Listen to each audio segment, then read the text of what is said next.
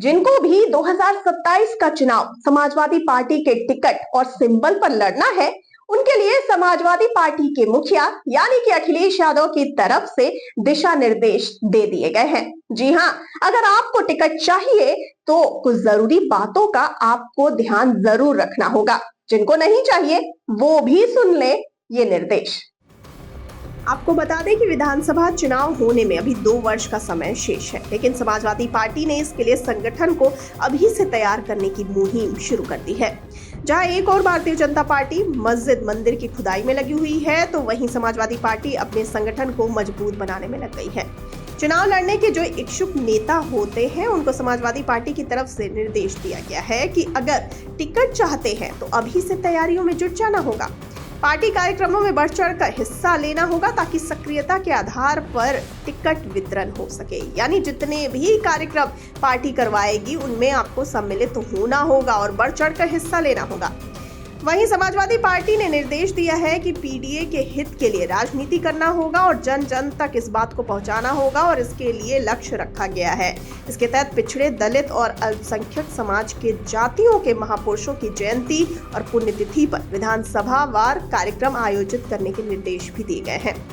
यानी जितनी भी जातियों के महापुरुष हैं, उन महापुरुषों की पुण्यतिथि हो या जयंती हो, उस पर कार्यक्रम करना है, क्योंकि बहुत सारे समाज के ऐसे लोग हैं जो अपने ही समाज के महापुरुषों के बारे में नहीं जानते हैं और उन लोगों ने हमारे जीवन को बेहतर बनाने के लिए और समाज में हमें न्याय दिलाने के लिए क्या कुछ किया है। तो अपने पूर्वजों को जानिए और अपने महापुरुषों को जानिए। इसके लिए समाजवादी पार्टी कार्यक्रम करवाएगी और उनके नेता आयोजन करेंगे और आयोजित करने के निर्देश भी दिए गए हैं।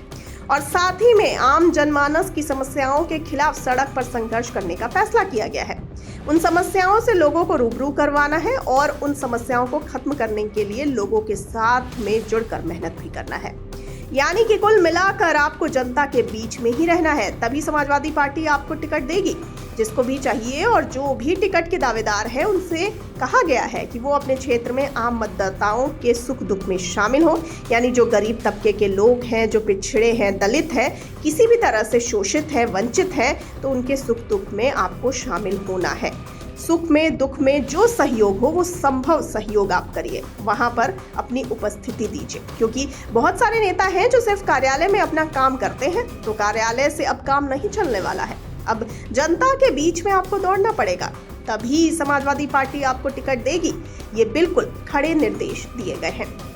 वहीं आपको बता दें कि प्रदेश की समाजवादी पार्टी के मुख्यालय में उनकी सक्रियता के लगातार मूल्यांकन किए जाएंगे कि किस तरह से कौन सा कार्यकर्ता, कौन सा नेता क्या काम कर रहा है, और इस मूल्यांकन के आधार पर ही तय होगा कि उसका नाम विधानसभा वार तैयार होना है और दावेदारों के पैनल में उसे रखा जाएगा या नहीं। कुल मिलाकर अखिलेश यादव का साफ संदेश है कि आपको जनता के बीच में रहना है, उसके सुख दुख में शामिल होना है और जनता की समस्याओं को उठाना है, तभी आप टिकट के दावेदार हो सकते हैं, अन्यथा आप टिकट के दावेदार नहीं हो सकते।